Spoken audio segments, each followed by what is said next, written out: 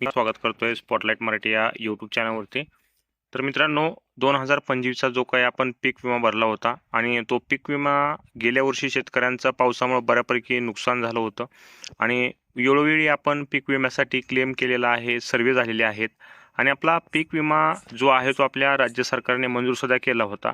आणि राज्य सरकारने पीक विमा मंजूर केल्यानंतर पीक विमा कंपन्यांनी आपला काढता पाय घेत त्या निर्णयाविरुद्ध एक केंद्रामध्ये याचिका दाखल केली होती की त्या कमिटीमार्फत याचिका दाखल केली होती. तर त्या कमिटी प्लस राज्य सरकार अशा प्रकारचा एक वाद जो आहे तो पीक विम्याच्या बाबतीत सुरू होता.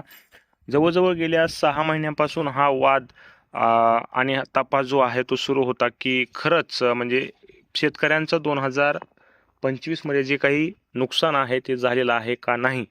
आणि कंपनीचं म्हणणं होतं की शेतकऱ्यांचं कुठल्याही प्रकारचं अतिरिक्त नुकसान जे आहे ते 2025 मध्ये झालेलं नाही.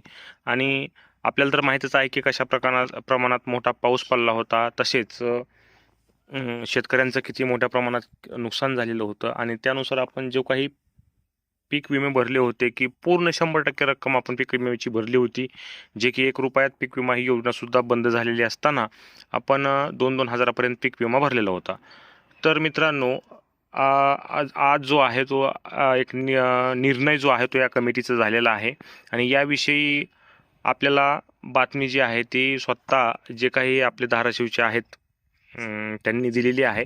त्यांचा व्हिडिओ आपण या व्हिडिओमध्ये प्ले करतो. पूर्ण माहिती जी आहे ती भेटेल. तुम्ही हा व्हिडिओ पूर्ण पहा, म्हणजे आपल्याला पूर्ण माहिती जी आहे ती क्लिअर होईल आणि आपल्याला 2025चा पीक विमा जो आहे तो पुढील 7 दिवसाच्या आतमध्ये भेटून जाईल, अशा प्रकारचं सांगणे जे आहे ते या व्यक्तीकडून येत आहे. तर मित्रांनो, व्हिडिओ पहा आणि तुम्हाला यांच्याबद्दल काय वाटतं कमेंटमध्ये नक्की कळवा. धन्यवाद. नमस्कार. धाराशिव जिल्ह्यातील शेतकऱ्यांना खूप आनंदाची बातमी आहे. खरीप 2025चा पीक विमा जो आपल्या राज्य कमिटीने मंजूर केला होता, त्याच्या विरोधामध्ये पीक विमा कंपनी केंद्रातल्या TSE कडे गेली होती आणि केंद्रातली जी कमिटी सल्लागार कमिटी आहे, म्हणजे ते केंद्रातली तांत्रिक सल्लागार समिती जी आहे, त्यांनी देखील आपल्या राज्यातल्या कमिटीचा जो काही निर्णय होता तो कायम ठेवलाय आणि शेतकऱ्यांना 7 दिवसाच्या आत पीक विमा अदा करण्याच्या बाबतीत सक्त असे निर्देश दिलेले आहेत. आनंदाची बाब आहे. आपल्या सर्वांनाच त्याची खूप उत्सुकता होती आणि गरजही होती.